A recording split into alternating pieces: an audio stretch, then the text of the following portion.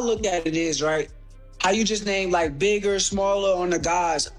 Me and Tank just posted our weight not too long ago, right? Mm-hmm. He said that I'm not the same size as him. He thought that I was bigger than I actually was. So when we posted our weight, we was both the same size. So for me personally, me and Tank is actually the same size fighter. I'm probably a little taller than he is, but we're the same size. We make the most sense when it comes to like fighting each other.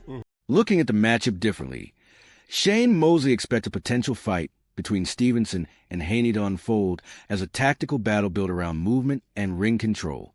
He believes both men rely heavily on their technical skills, making it a contest where positioning and discipline could outweigh aggression. For Mosley, that stylistic matchup would create a very different type of fight than fans might expect. As a fighter, like what I've been saying for years, he may not want to admit it. I'm the guy that's going to admit it. We are the two guys that's the best in the sport, and our destinies is calling each other to fight each other. So I think I will be his last fight for sure. One way or the other. Expanding on that point, Roy Jones Jr. rates Stevenson among the very best movers in boxing today. He believes Stevenson has continued to sharpen that strength and is becoming increasingly effective at using it to control fights. Jones suggests there is still room for further growth, making Stevenson an even more difficult opponent as his overall game continues to evolve. First, he said he wouldn't fight me. He said he'll never fight me. He don't want me to feed my family, or however he put it.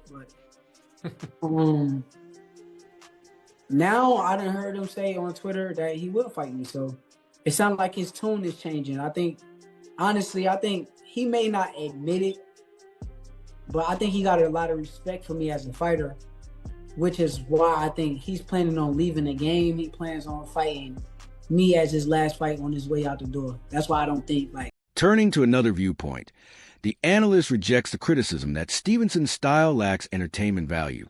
He views Stevenson's approach as a display of high-level boxing intelligence, where timing, positioning, and defensive awareness are just as important as offense. In his opinion, technical mastery should be appreciated on its own rather than judged solely by knockouts or constant exchanges. And that would be the ultimate test at this point. I mean, there's nobody else punching like him around, really. I mean, it's some punchers, but I don't think anybody punching like him.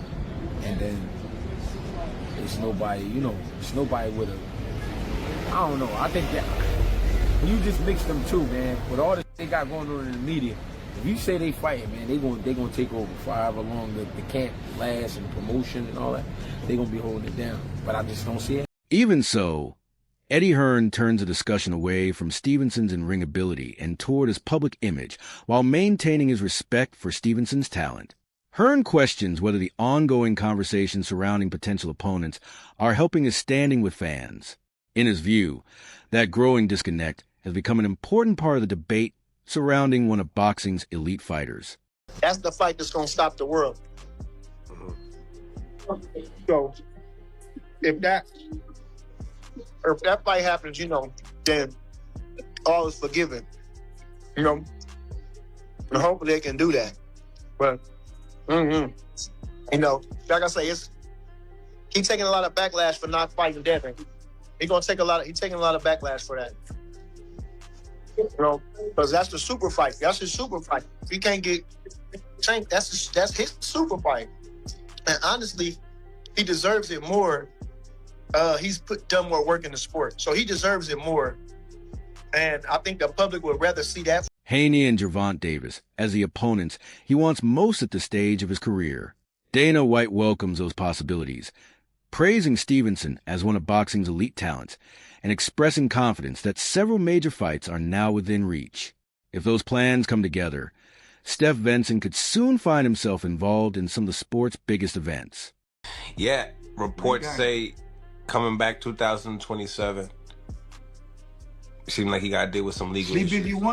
Sleep if you want, bro. If I was him, I would do the same thing. I'd say come back 2028. Put everybody everybody get back on the couch, and then out of nowhere pop up, ready to go. Why do you think he's over there with the Benavidez? You think he's over there with them just the? Come on, bro. You know they don't do no bullshit over there. They gonna when they train. They training for something. But it's very smart on his part to like, oh no, I'm not gonna fight this shit. Everybody, oh, okay, take your hat off, relax. Honey, get the ice cream out. You know what I'm saying? And then check the mail. Oh, it's a contract from Gervonta Davis. You have 30 days or 60 days to go. You're like, oh, I gotta take it. We need it. And then it's too. Fannin believes Davis's recent comments have raised fresh questions about whether a fight with Stevenson will be easy to make. In his view, Davis's remarks reflect lingering tensions between the two sides, suggesting there may still be significant hurdles before negotiations can gain real momentum. You know what I'm saying? He's a strategic, smart individual. You guys gotta know this. There's always a myth to his madness. Watch him. He's very intelligent. People say he don't know what he's doing. He's very intelligent. He's a very intelligent guy. That's why he's my guy. He's my guy. Shakur Stevenson didn't hold back. In a recent interview, the undefeated champ went straight at Gervonta Davis, calling him out for avoiding the biggest fight in the division. Stevenson remains confident that a fight with Gervonta Davis is inevitable. He views it as one of boxing's defining matchups and believes their paths will eventually lead them into the same ring. It's like, I think Tank have to give up a lot to beat Shakur because Shakur gonna keep them feet on it. And you gotta gamble against them feet. You can't just go down and box and think you're gonna beat him, as Teofimo found out. You gotta gamble with them feet, because you don't gamble with them feet, he gonna beat you all night. He's comfortable being on that back leg and being smart about it. He's comfortable tattooing you all night long. He ain't gotta knock you out. He's comfortable just popping you all night long, and that's a good thing. So I think it's very difficult for anybody to beat him that don't know or is not willing to gamble and sacrifice to try to beat him. Building on that belief, Stevenson suggests the possibility of facing Davis has become more realistic than it once appeared. He points to a noticeable shift in the overall conversation surrounding the matchup and believes the circumstances are gradually moving in the right direction. If that momentum continues, one of boxing's most anticipated fights could finally come into focus. Best feat, Shakur. To me, of the group, yes. Yeah. Of the group fight now, yes, without a question. And that could be the difference. Now he don't use them he don't maximize it. He use them good. But like I told him before, there's a couple other things he can do, and he is tightened up on some of it. So we had to see that too. So he's gotten a lot better than what he was with. So, and when he start mastering what he's doing now, he's gonna be even more of a problem. Jeez, it's hard to believe, but Greg Hackett believes a fight between Davis and Stevenson would reshape the public perception of both fighters. He views the matchup as the ultimate proving ground, matching two elite talents with contrasting styles and significant momentum. Hackett also expects a rivalry and constant back and forth outside the ring to generate enormous interest, even though he remains doubtful the fight will actually be finalized. It's moving and I don't see that as boring. I don't see Devin style as boring. I don't see Shakur style as boring. I see it as science. Yeah. Now, we don't criticize the motherfucker that can't not that we criticize Boots when he fought Karen. When he fought Karen, a lot of motherfuckers criticized him. They didn't criticize Karen for making it boring. They criticized Boots for not getting him out of there. So you ain't got the style like Tyson. You ain't got the style like Hagler. You ain't got the style like Hitman that can press the gas and not make it boring. As speculation over Gervonta Davis's next move continues, Bernie the boxer believes the clear priority is a showdown with Shakur Stevenson. He sees it as the biggest fight available with the potential to become one of boxing's defining events. Bernie also argues that Stevenson's accomplishments have earned him the opportunity, making the matchup both commercially compelling and competitively justified. Shakur Stevenson, one of the best pound-for-pound fighters on the planet. He's so boring. How old is the guy? Just say to him, all right, mate, bye. Come back to us when you've finished your tantrum. You know, what Shakur Stevenson should be doing is actually getting off Twitter. Because I rate him, as I said, as one of the top fighters in the world. But he's so, like, all this stuff. You know, Ryan Garcia, I'm fighting Devin. I'm fighting Rowley. I'm fighting this. I'm fighting that. And then the fans are like, what is going on?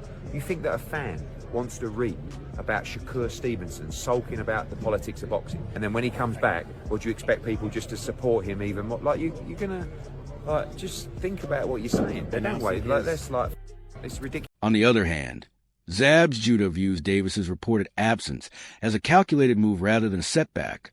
He suggests the extended layoff gives Davis time to stay sharp behind the scenes while allowing anticipation for his return to grow. For Judah, That approach could leave future opponents with little time to adjust once Davis decides it's time to make his move. My main focus right now, I would think, is Devin Haney or Gervonta Tank Davis, and them the guys who I think will show that I'm the one. Hey, Dana, what are the chances maybe we see Shakur and Haney or Tank? What's the likelihood? Yeah, no, those are fights that we love too. We like them. And, you know, for people that haven't watched boxing in a while or, haven't whatever, this kid is one of the pound for pound best in the world, undefeated, 25-0, 4-division world champion by 28 years old. And he's 29 now, so he's in his prime. There's lots of great fights out there for him, and I'm excited about him. I'm pumped that we got him, and we got him signed, and I'm looking forward to his first. Looking beyond Davis's in-ring ability, Zab Judah argues that one of his greatest strengths lies in his decision-making. He believes Davis rarely acts without purpose, approaching his career with patience and careful planning instead of reacting outside pressure. For Judah, that measured mindset helps explain why many of Davis's moves make more sense over time than they do in the moment. Gervonta Davis just said something about Shakur Stevenson and Zuffa that makes me think, okay, man, it may be not easy to get this done. And what am I talking about? I'm talking about Gervonta Davis telling the truth to Shakur Stevenson about where he is when he called him a UFC backup dancer. Said these guys are bozos. They look like UFC backup dancers. But, you know, what can you say? Anything for some money, right? Shifting the focus, Stevenson explains why a fight with Haney is not his immediate priority. He makes it clear that he has no intention of complicating Keshin Davis's path while the mandatory title situation is still unresolved. Instead, Stevenson suggests he is open to revisiting talks with Haney once those obligations are out of the way and suitable terms can be agreed. Keyshawn Davis is my brother. Like, I got nothing but love and respect for him. We came up with each other, and I rock out with him. So, he's the mandatory for Devin Belt. So, being that he's the mandatory for the title, I don't want to step on his toes and take something from him, rather than and get in the way. So, at the end of the day, Devin, it seems like he's committed on vacating the belt and getting out of Keyshawn's way. And since that's the case, me and him can meet at a catch weight. But he's fighting at 147. Yep. I'll fight at 140. So we're not at the same weight class. So now we got to meet in between. So y'all going to like that 144, 145 weight? Yeah. Stevenson maintains that a fight with Haney would be a major attraction regardless of what titles are at stake. He believed the rivalry has already generated enough interest on its own with their shared history and growing profiles, making the matchup one fans would eagerly watch. Devin Haney don't need a belt. We don't need a belt on the line for us to be the biggest fight. Everybody gonna tune in just because of the history and the stuff that we got going with our sparring and how big of stars we are. So meanwhile, Tim Bradley suggests Stevenson is focused on a different path rather than immediately pursuing Haney. He believes Stevenson is prioritizing his next opportunity under the Zuffa banner, with another opponent likely to come first before turning his attention back to other high-profile matchups.